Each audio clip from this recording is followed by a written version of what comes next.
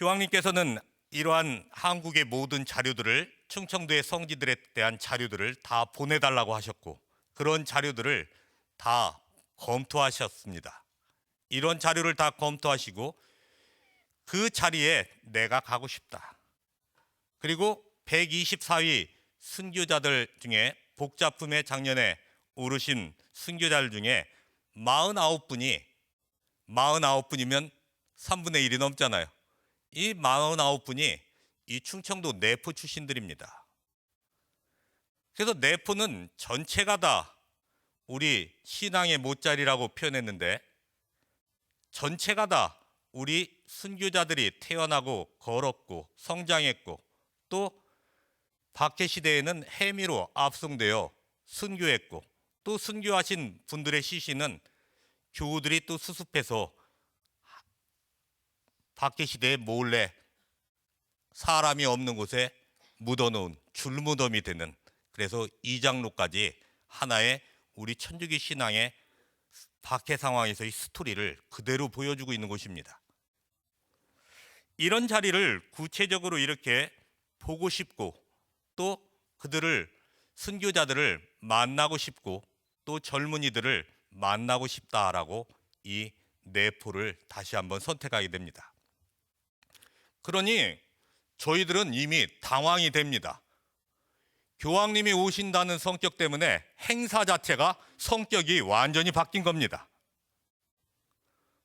솔매성지에는 당일날 3만 명이 넘는 사람들이 모였습니다. 이 조그마한 베들레헴 같은 리따니의 마을이 완전히 다 발칵 뒤집혔습니다. 국가적인 행사를 치러야 되잖아요. 그런데 문제는 교황님의 행사는 한 번도 미뤄진 적이 없답니다. 제 시간에 꼭 제대로 이루어지는데 8월 15일 날은 얼마나 더운지 미리 예측이 되잖아요. 그래서 수많은 햇볕을 가릴 수 있는 선캡도 준비를 했었고 또 식수로 마실 수 있는 물병도 시원하게 몇만 병을 준비했었습니다. 근데 하느님께서 참으로 놀라운 것은 당신의 착한 목자를 이렇게 보내신 자리에 하느님께서는 놀라운 기적을 선사하십니다. 교황님이 가시는 길에 구름 장막을 내려줘서 해가 하나도 안 뜹니다. 행사하기 전에는 비를 내려주십니다. 그래서 어제도 솔매성지에는 1700명이라는 순례자들이 오셨는데 그때 못 쓴 선캡을 아직도 쓰고 있습니다. 그래서 그런 선캡을 저는 볼 때마다 야, 착하신 목자를 이렇게 가시는 길을 하느님께서 얼마나 배려해 주시고 아껴 주셨는가, 이런 것들도 생각하게 되면서 우리들이 교황님께서 말씀하신 그러한 행적들을 한국에 오셔서 4박 5일간의 일정들을 처음부터 끝까지 수도 없이 이렇게 읽어보게 됩니다. 그러면서 얼마나 정연하게 그 모든 일정을 이렇게 풀어나가시는지 제가 보는 개념은 순교에 대한 개념에서 이렇게 바라보게 되었습니다. 그런데 먼저 이러한 순교에 대해서 우리들이 설명하기 전에 대체 일반적인 의미에서 순교는 대체 무엇인가라는 것들을 한번 여러분들에게 말씀드리고 싶고, 그리고 이런 일반적인 순교에 대한 개념 위에 교황님께서 말씀하시는 순교 개념은 무엇인가, 그리고 왜 우리들은 순교자들과 왜 동떨어 있다고 생각하는가, 우리가 순교자인데 이러한 개념이 이루어지면 바로 우리 모두의 삶이 순교자라는 삶을 조금 확신을 하게 될 겁니다.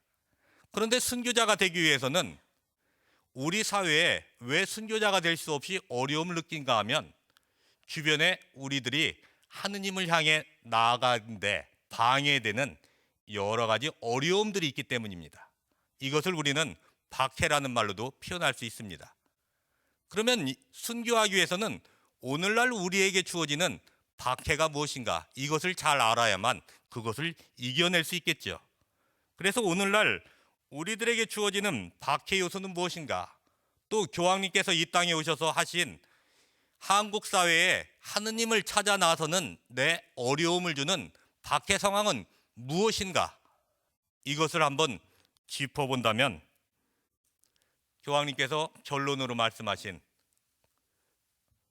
그래서 우리들은 어떻게 이 시대에 살아야 되는가라는 결론이 나올 수 있을 것 같습니다. 그래서 이러한 것들을 간략해서 말씀드리고자 합니다.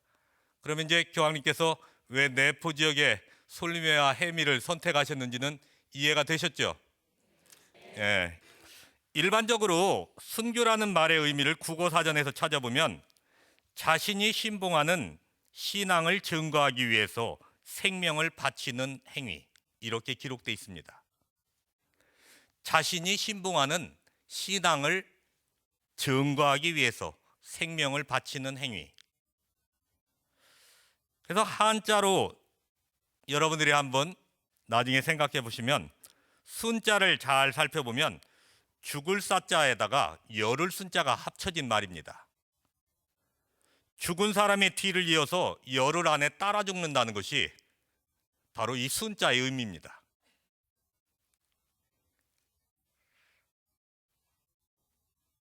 물론 문화전통과 관련되어서 보면 주인에게 시종을 다하기 위해서 순사하는 풍습도 있었고, 지아비의 뒤를 따라 부절을 지키기 위해서 순절하는 분들도 계셨습니다.